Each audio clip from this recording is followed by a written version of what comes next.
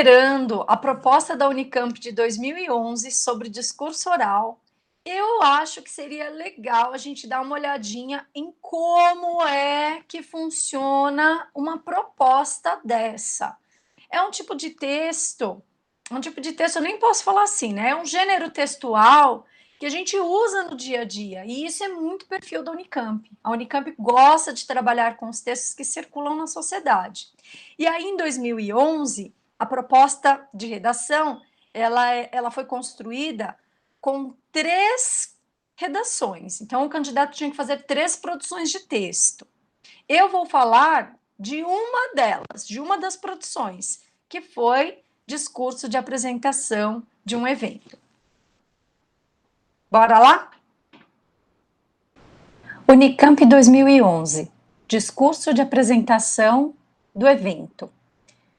De acordo com a proposta da Unicamp, o candidato teria que produzir o discurso que apresentaria o evento, que no caso seria uma palestra.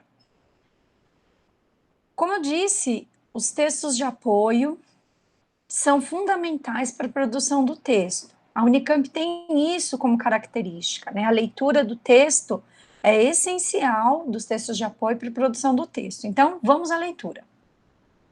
Coloque-se no lugar de um líder de grêmio estudantil que tem recebido reclamações dos colegas sobre o ensino de ciências em sua escola e que, depois de ler a entrevista com Tatiana Narras, na revista de divulgação científica Ciência Hoje, decide convidá-la a dar uma palestra para os alunos e professores da escola.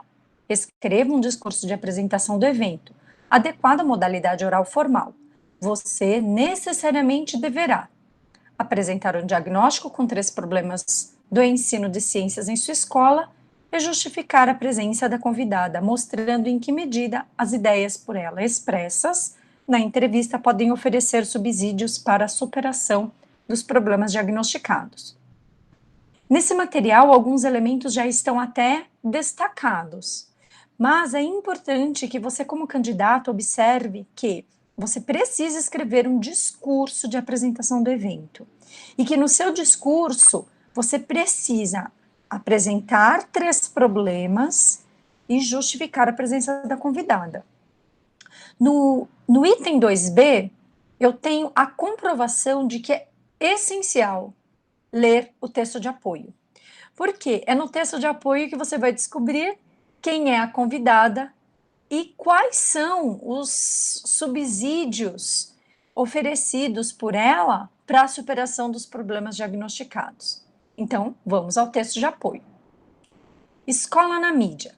Tatiana Narras, bióloga e professora de ensino médio, tuiteira e blogueira. Aos 34 anos, ela cuida da página Ciência na Mídia, que, nas suas palavras, propõe um olhar analítico sobre como a ciência e o cientista são representados na mídia.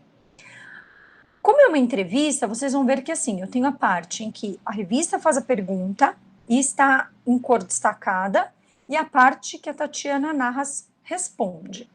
Em um dos slides, eu dividi a resposta da Tatiana em 2 partes. Eu não vou fazer interrupção da minha leitura, mas acompanhem com atenção para vocês não se perderem no que é a pergunta da revista e no que é a resposta da entrevistada. Ciência Hoje. É perceptível que seu blog dá destaque cada vez mais à educação e ao ensino de ciências. Tatiana Narras. Na verdade, é uma retomada dessa direção. Eu já tinha um histórico de trabalho em projetos educacionais diversos, mas, mais que isso tudo, acho que antes ainda vem o fato de que não dissocio sobremaneira a pesquisa de ensino e nem de divulgação científica. Como você leva a sua experiência na rede e com novas tecnologias para os seus alunos?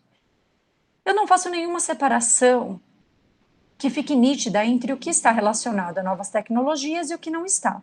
Simplesmente, ora estamos usando um livro, ora os alunos estão criando objetos de aprendizagem relacionados a determinado conteúdo, como jogos. Um exemplo do que quero dizer: outro dia estávamos em uma aula de microscopia no laboratório de biologia. Os alunos viram o microscópio, aprenderam a manipulá-lo, conheceram um pouco sobre a história dos estudos citológicos caminhando em paralelo com a história do desenvolvimento dos equipamentos ópticos, etc. Em dado ponto da aula, tinham que resolver o problema de como estimar o tamanho das células que observam. Contas feitas, discussão encaminhada, passamos para a projeção de uma ferramenta desenvolvida para a internet por um grupo da Universidade de Utah. Foi um complemento perfeito à aula. Os alunos não só adoraram, como tiveram a possibilidade de visualizar diferentes células, objetos, estruturas e átomos de forma comparativa, interativa, divertida e extremamente clara. Por melhor que fosse a aula, não teria conseguido o alcance que essa ferramenta propiciou. Veja, não estou competindo com esses recursos e nem usando-os como muleta. Esses recursos são exatamente o que o nome diz: recursos. Tem que fazer parte da educação, porque fazem parte do mundo. Simples assim. Ah, mas e o monte de bobagens que encontramos na internet? Bom, mas há um monte de bobagens também nos jornais, nos livros e em outros meios mais consolidados. Há um monte de bobagens mesmo nos livros didáticos. A questão está no que deve ser o foco da educação: o conteúdo puro e simples ou as habilidades de relacionar, de interpretar, de extrapolar, de criar, etc. Você acha que é necessário mudar muita coisa no ensino de ciências, especificamente? Eu diria que há duas principais falhas no nosso ensino de ciências. Uma reside no quase completo esquecimento da história da ciência na sala de aula, o que faz com que os alunos desenvolvam a noção de que ideias e teorias surgem repentinamente e prontas na mente dos cientistas. Outra falha que vejo está no fato de que pouco se exercita o método científico ao ensinar ciências. Não dá para esperar que o aluno entenda o modus operandi da ciência sem mostrar o método científico e o processo de pesquisa, incluindo os percalços inerentes a uma investigação científica, sem mostrar a construção coletiva da ciência, sem mostrar que a controvérsia faz parte do processo de construção do conhecimento científico e que há muito desenvolvimento na ciência a partir dessas controvérsias. Caso contrário, teremos alunos que farão coro com a média da população que se queixa ao ouvir notícias de jornal, que os cientistas não se resolvem e uma hora dizem que manteiga faz bem e outra hora dizem que manteiga faz mal. Ou seja, já temos alguns meios de divulgação que não compreendem o funcionamento da ciência e a divulgam de maneira equivocada. Vamos também formar leitores acríticos? Bem, então aqui eu encerro os textos de apoio e eu coloquei para vocês 3 exemplos que foram divulgados pela Unicamp. Os textos não estão na íntegra, então vocês vão ver que somente eu tenho aqui a primeira parte do texto e nesse primeiro slide um resultado que ficou acima da média. Então, prestem atenção na seleção que esse candidato ou essa candidata fez para a produção do texto. Caros alunos e professores, nestes últimos tempos, enquanto líder do Grêmio Estudantil de nossa escola, tenho recebido diversas reclamações de meus colegas a respeito do ensino de ciências nesta instituição de ensino.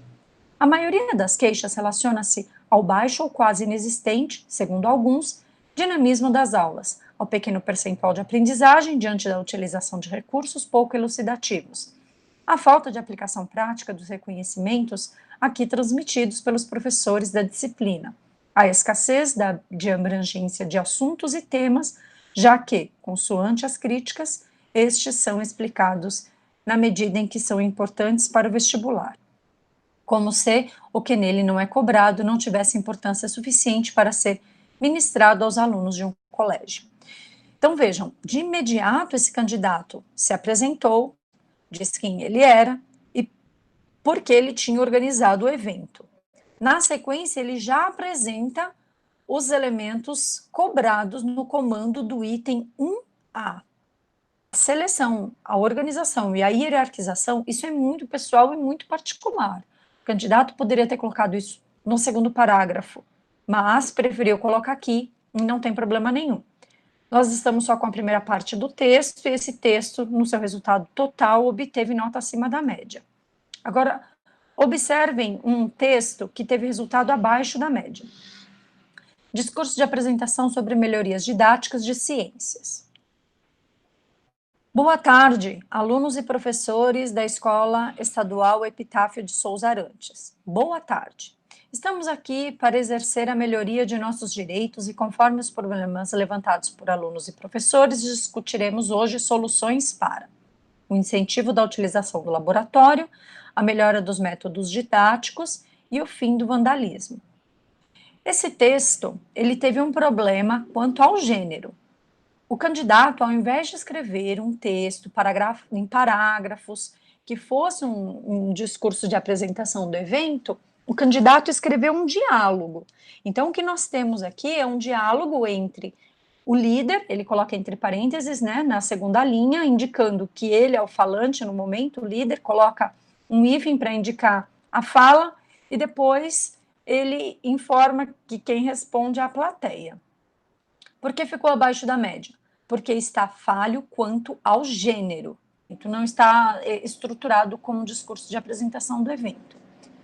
Tudo bem? Então, esse texto também, só uma parte dele, ficou abaixo da média. Observem que o candidato chegou a colocar os 3 problemas, né? Mas também estão como itens, como tópicos, e convém que esteja dentro de um parágrafo numa sequência. E um texto que foi uma redação anulada. O candidato começa com uma data, né? Data e vocativo. São Paulo, 21 de novembro de 2010. Caros professores e alunos, venho por meio desta carta. Ao escrever já na introdução essa informação, o candidato absolutamente fugiu do gênero discurso de apresentação do evento. E aí o candidato continua. Convidar vocês a assistir à palestra que irei dar sobre o ensino da ciência nas escolas. A redação foi anulada porque o candidato também não compreendeu que não seria ele que daria a palestra, ele meramente apenas faria a apresentação do evento e a apresentação da convidada que daria a palestra. Então, por mais que o candidato na sequência até apresente o problema, apresente a problemática, o tema em si, anteriormente o candidato não desenvolve a proposta que seria gênero, discurso de apresentação de evento e o engajamento, né? Ele é um líder que organiza o evento e que apresenta a palestrante, e não o palestrante em si. Aí, no caso, essa redação foi anulada. Bom, turma, encerro por aqui. Espero que os exemplos tenham contribuído para vocês compreenderem melhor o que é discurso oral. Deixa aqui os seus comentários, suas dicas, suas sugestões. E caso você queira alguma discussão ou algum outro assunto de gêneros textuais cobrados pela Unicamp, também coloca aqui, que daí a gente vai fazer o vídeo. Um beijo e até a próxima.